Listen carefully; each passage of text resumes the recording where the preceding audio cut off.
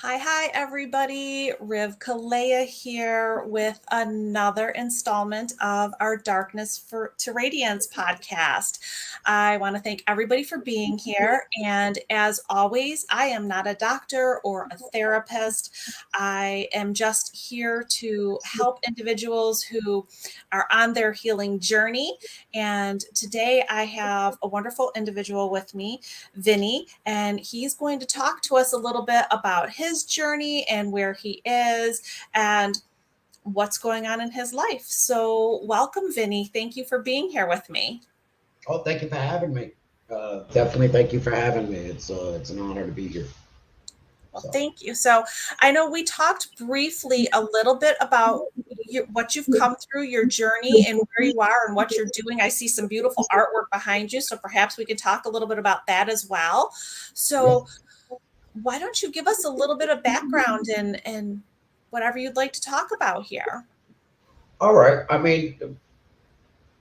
I tell my story pretty often, and I'll get into that a little bit towards the end. So, just a little bit about my background. I'm from New York originally.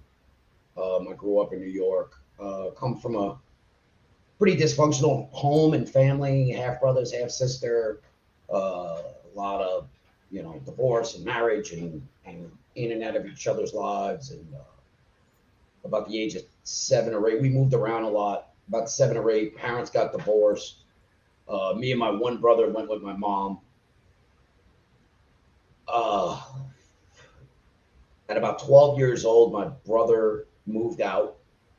And then about 6 months later, my mom moved out. So if you do the math, I was alone. Uh, yeah, that's Yeah. pretty young. Yeah.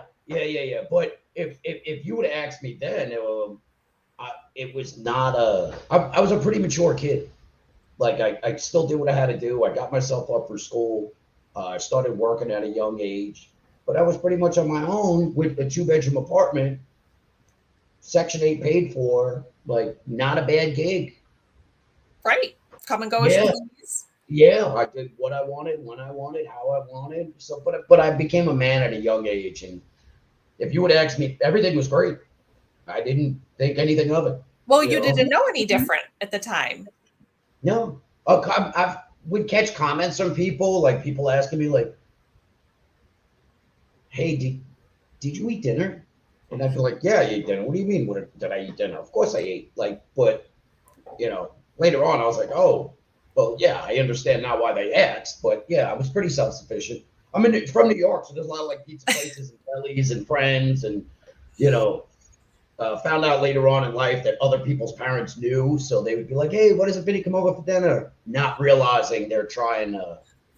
Well, because they probably assumed that you weren't eating, there was no one else there. Yeah.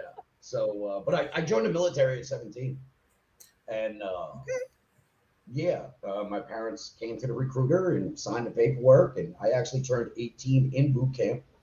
Okay. Um, I became a cook on a nuclear powered submarine. Oh, Oh yeah, I traveled the world. Um, but along with the good came the bad. When you're alone, when you're raising yourself at 12, you know, my drinking had taken off at a young age. And I didn't really have any of the repercussions. Like I never got caught drinking because there was nobody there to catch me. right. So I was getting hangovers at a young age, but not having to deal with the stories I hear other people talk about where their parents catch them and they get yelled at. No, I just go to work or I go to school. Right. Yeah. So, but the military taught me how to drink. They Oh, taught they me how to because you had a drink. Okay.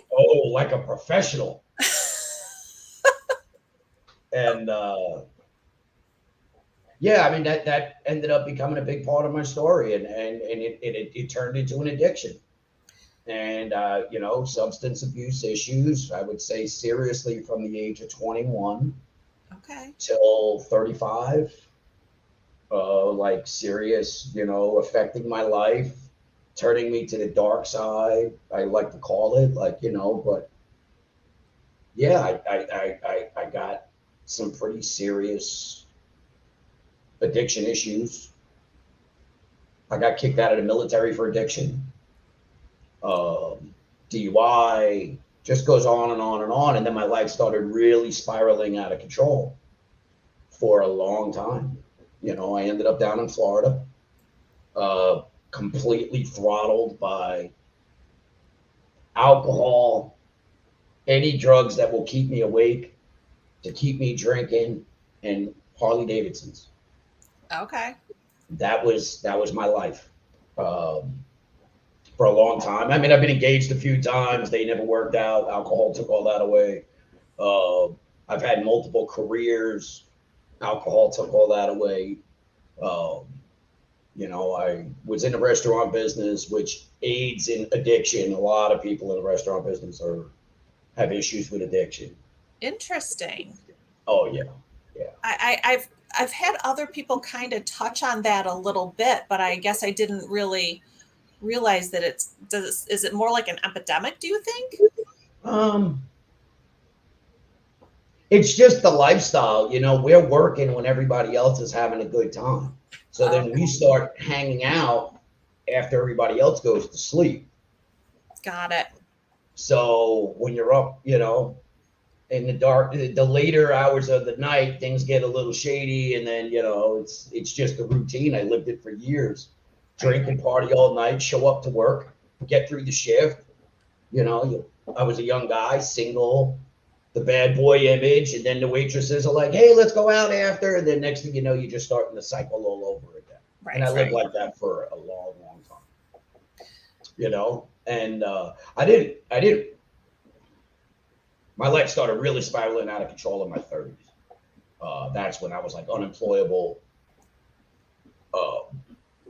Nowhere to live at times, no long-term homelessness, but definitely not welcome in a lot of areas. Okay.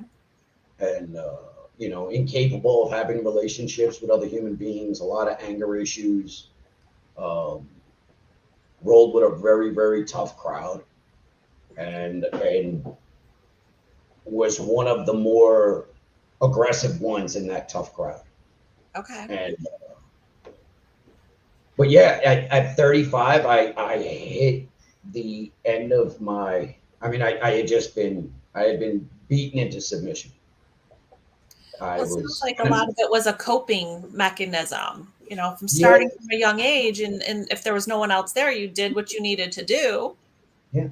And you know, you go into the military, and you, like you said, they taught you like a professional. You learn all of these. These are now your skills, right? Yeah. And you capitalized on them. Absolutely. Work hard, play harder.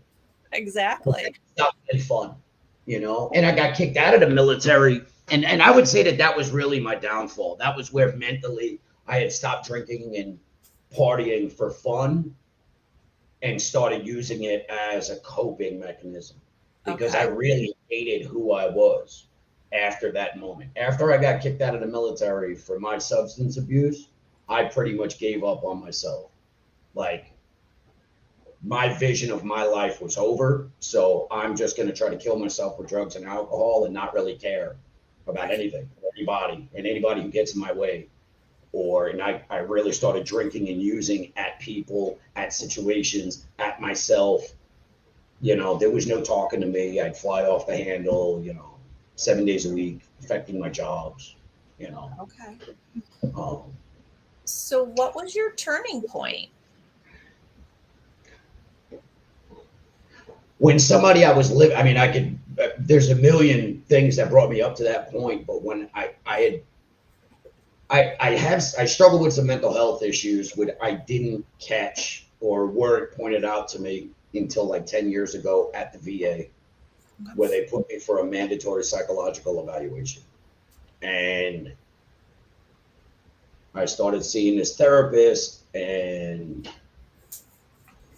they tried to put me on medication, and I wasn't willing. And I was like, no, you guys are trying to control me. And, you know, the whole nonsense, you know, I was too mature for that. I couldn't breathe the sober breath, but I wasn't willing to get put on medication because I was like, oh, you guys are going to turn me into a zombie. It was just very clouded judgment and thinking.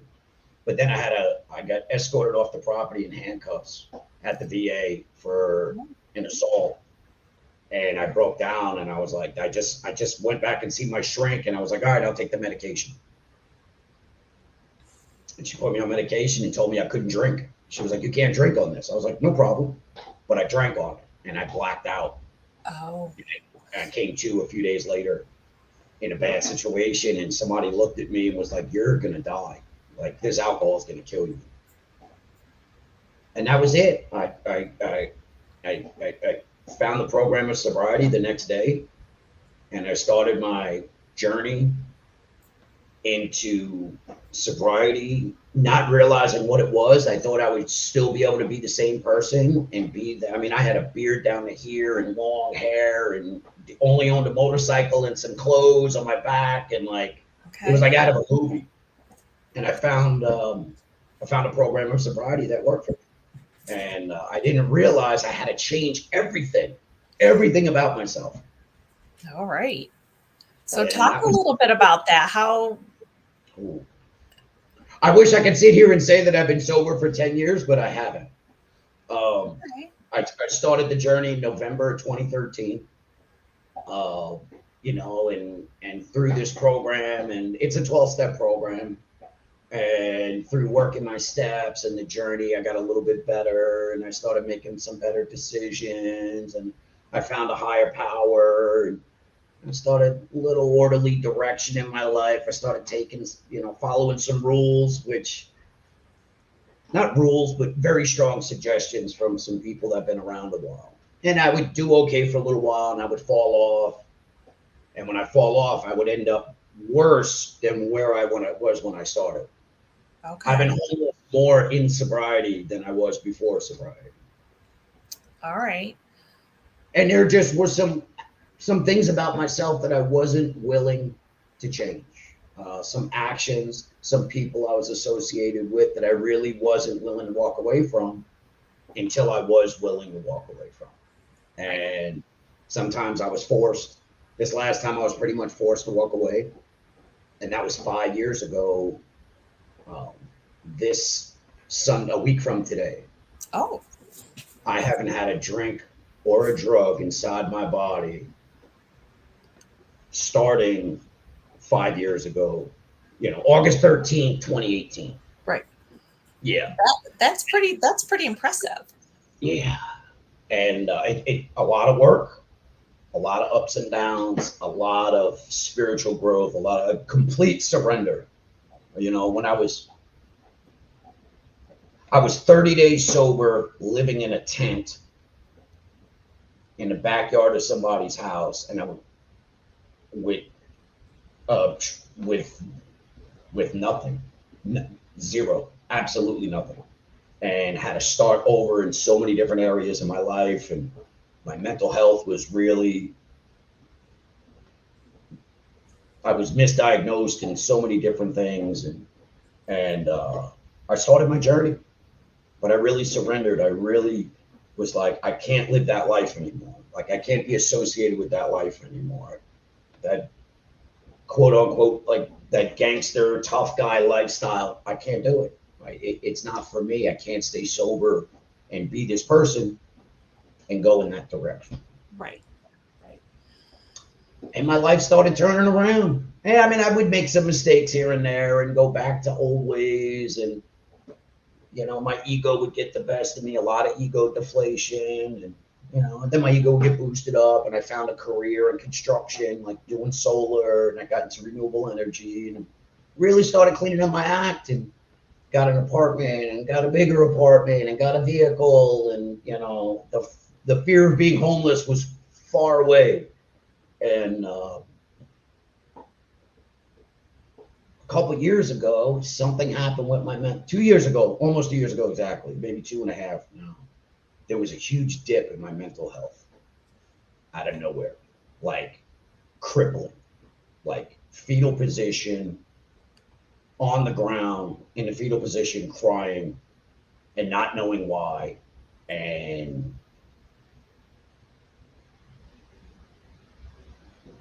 thoughts of ending it all, and I'm living this good life, and I got all this good stuff going for me.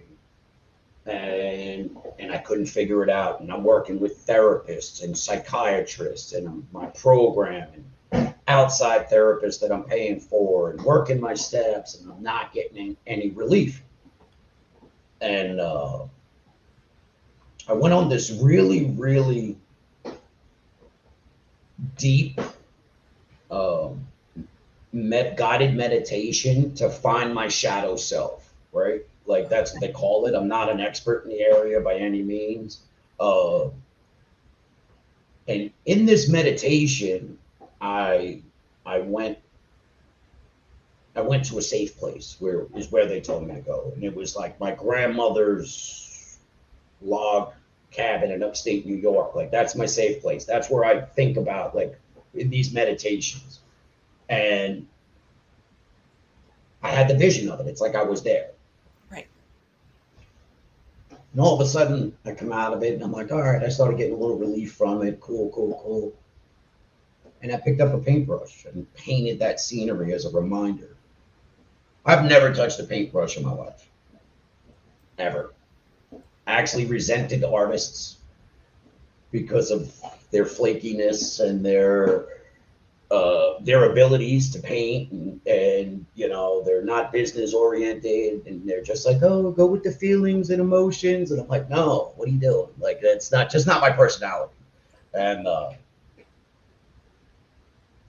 I had some financial freedom at the time. I had made some money and had some money put away, and I had taken a little time off, and all of a sudden I'm painting every day. So here, this long-haired, bearded, tattooed, alcoholic, drug addict, sailor, on his own since 12, has an art studio in his house and is painting paintings and moons, and I'm like turning into everything that I hate about artists. And all of a sudden somebody was like, hey, I'll buy a painting from you. And I was like, what are you talking about? What do you mean? And I started a painting business. That's amazing. Yeah. Well, it sounds like, you know, all of the things that you're saying about artists, that's society says that, you know, artists are flaky, artists, you know, they don't know anything. And it sounds like you've kind of learned that's not really. Oh, no, I lived with two artists. So it's not just society. Okay. So there might be some artists that are like, yeah, maybe I just attract them. But I was engaged to one and I lived with another one. So in my experience, there was a little truth there. So, and then I got into furniture making. Okay. And I branched off and I started making furniture and I started doing epoxy resin.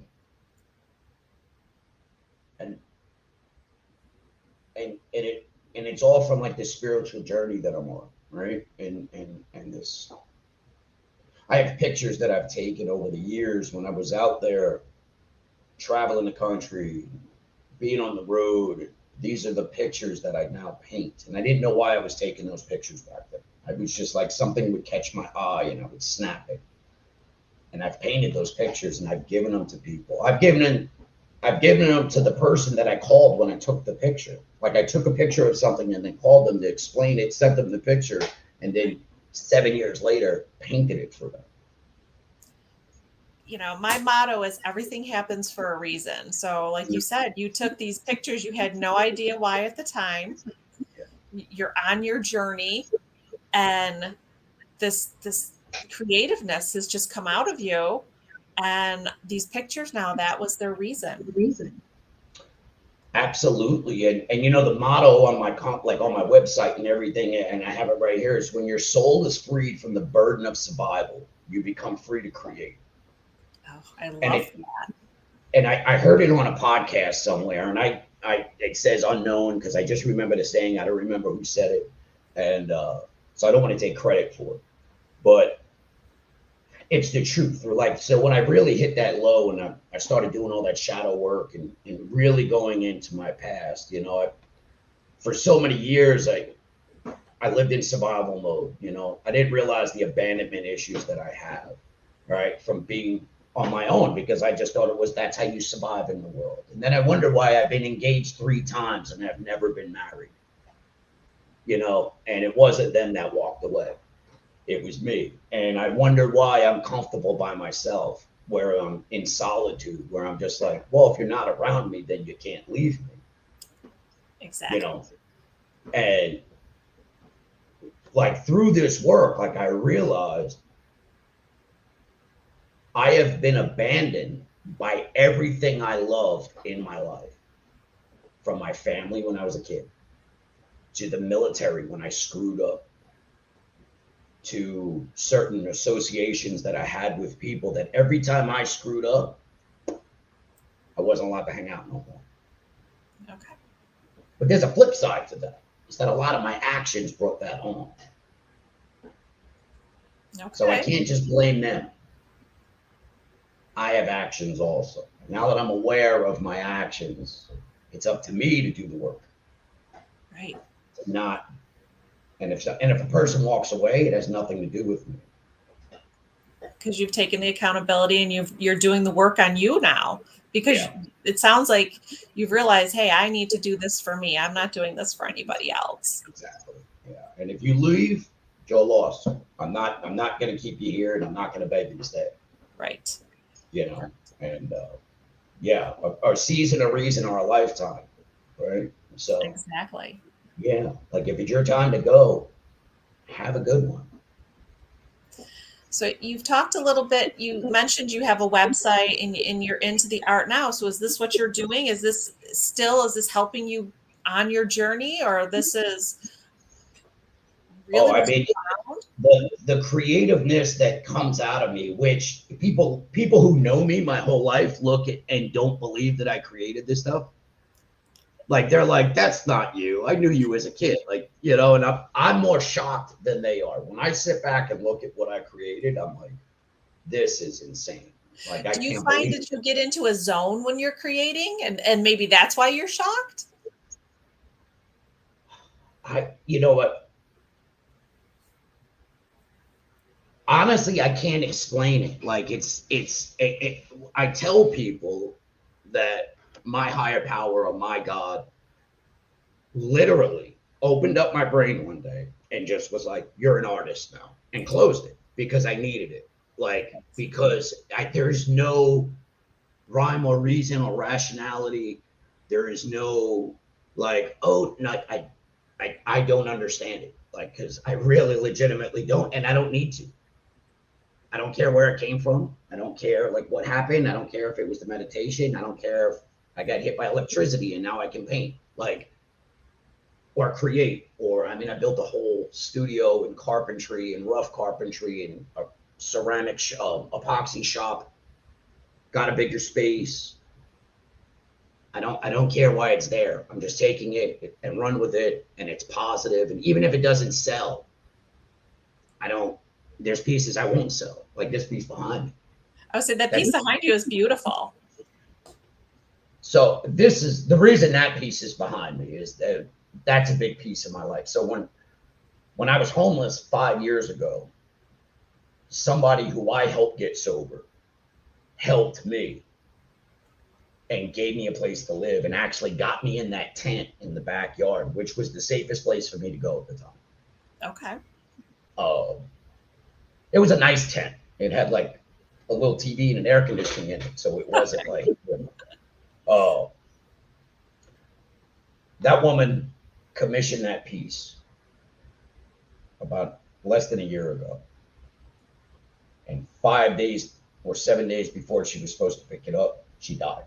Oh, my goodness. Yeah, asthma attack. I got the phone call at 10:30 at night, and I was at her house before the coroner even had her in the van. Oh. And a piece of my soul left my body that day.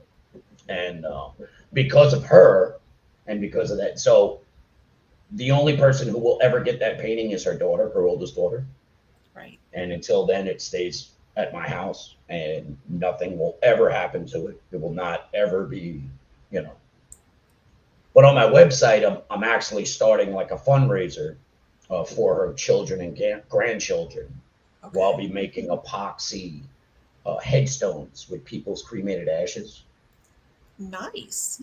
where they'll be able to make a memorial in their backyard with a headstone of their loved ones or their pets, and then the proceeds from that will go to our grandchildren, help our grandchildren when they get older or whatever, however it works out, whatever way it goes. If it goes anywhere, they'll, in her name, in her honor, will be Right. I love set up. that. So it sounds like, you've come through this very trying journey and you're honoring all of the people that have helped you. And this is an amazing gift that you're giving to these individuals. And your artwork is beautiful, one, and anyone who commissions you or goes to your website, which by the way you can mention if you'd like, Okay. and they're getting such a gift out of it. So if you want to, like I said, feel free to mention your website, and so if anyone wants to contact you, because I'm all about helping entrepreneurs. Okay. The website is Innerpiece, Innerpiece dot Okay. shop. So it's let's create your inner piece. What is your inner artwork or inner? Let's figure out what it is. I don't just want to commission a painting for you because it matches your living room. Let's figure out what you want. Let's figure out what you and let my hands do the work. Do the work. Yeah. So. It sounds like, yeah, all the meditation and where you've gone to finding your shadow self and healing that part of it to find your inner peace, and now helping others to find their inner peace. That's an amazing, amazing gift that you are giving. I try, and I still meditate constantly. I get Reiki done on me. It's weird, like being like a burning sage, and I just built a crystal, like I built an epoxy table with crystal inlays. You know, It's energy. yeah, exactly. I'm a big believer in the energy. My body craves Reiki the way it used to crave alcohol. And I go to sound healing, and I have a sound healing table here where I have somebody come to my house once a month and perform it on me. It keeps me centered. I have to stay centered. I'm a drug addict and a recovered drug addict and alcoholic who also struggles with mental health issues that stem from my past. And I need to do whatever I need to do to stay calm. Right. And I like that you bring that up, because I think that is a big part that some people miss, is you've come through this journey. And I say this to pretty much everybody that I talk to. I don't think that you wake up one day and you go, "Oh, I'm healed. All good."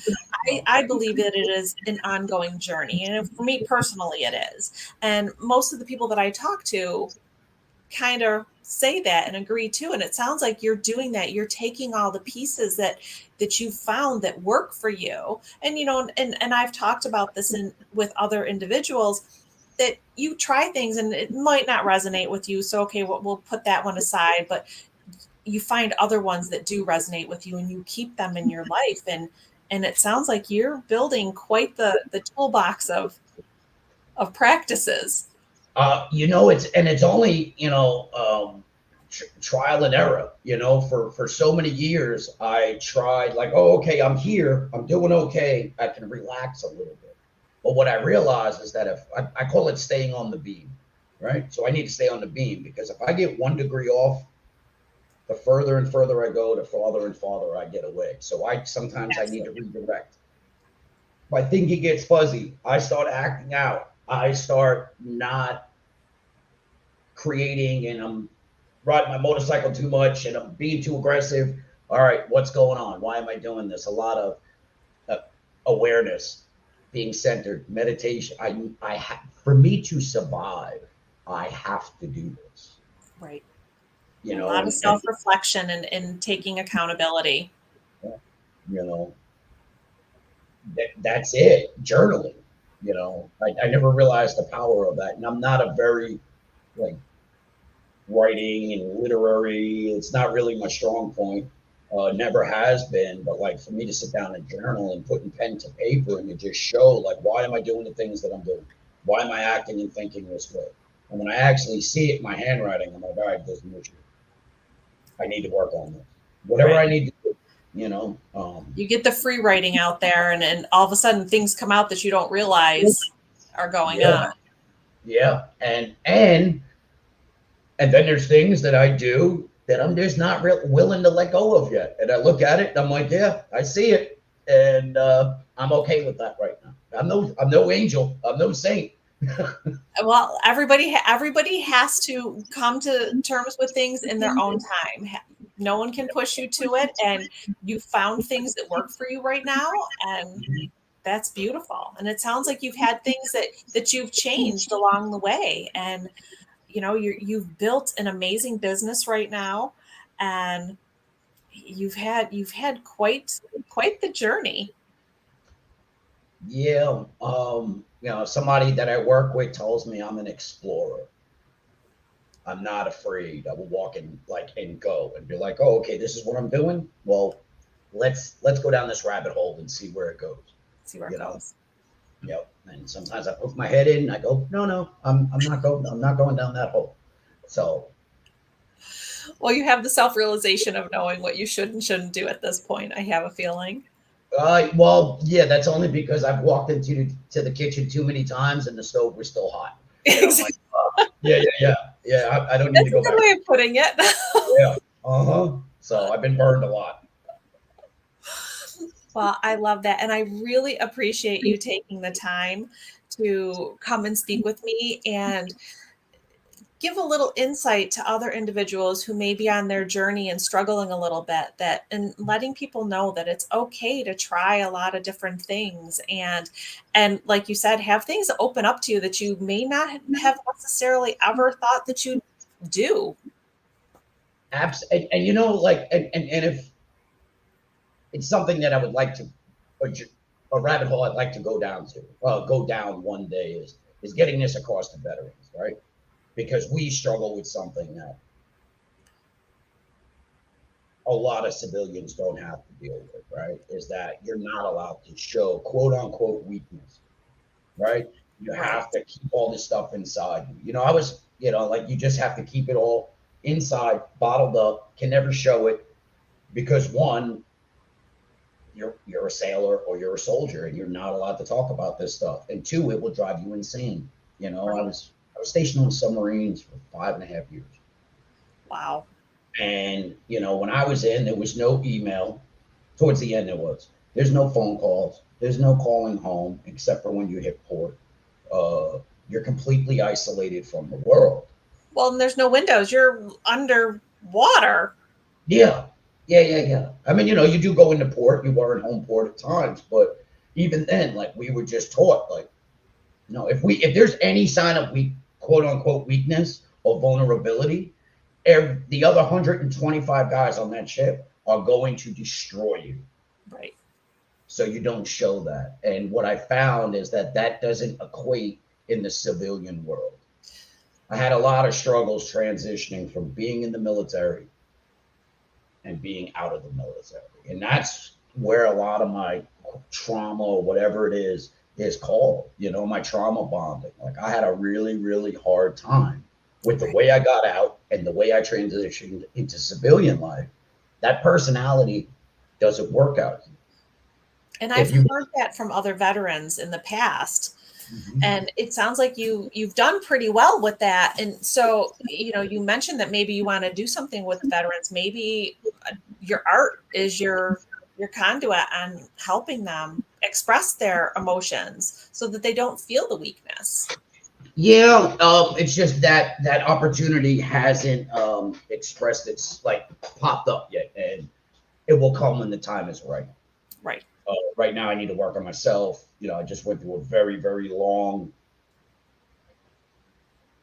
self-help, with the VA and the therapy and this and that, and I'm coming to the tail end of it. So maybe now the journey can start in that area. Something I'd like to contribute, and try to help some veterans out there. Well, I love that. And I definitely see that that's something that is going to happen for you because your passion definitely shines through. And I can't wait to see more of your artwork in the future because I am following you. Okay. And so far, everything that I've seen has been amazing. And I might have to reach out to you privately because I have some questions about a couple of the pieces that I want to know a little bit more about. All right. Well, I was working on it 20 minutes before or an hour before. Well, we got on the podcast. I'm building somebody ordered a custom made footboard for their bed, and I'm building the posts all from reclaimed Chester nut wood, laser engraved, filled with epoxy for their bedroom set. So I'm in the process of finishing that up. So I probably got about another month on that. Wow, that sounds beautiful. Well, I can't wait to see pictures of that one. Yep. And again, I thank you, Vinny, for being here with me. You have an amazing story and beautiful soul. I'm so glad that I was able to meet you and talk to you. And I can't wait to see what is coming down in the future for you. All right. Thank you so much. So, all right. I thank you. And thank you, everybody, for joining us. And I look forward to seeing everybody on our next session of From Darkness to Radiance. Cheers.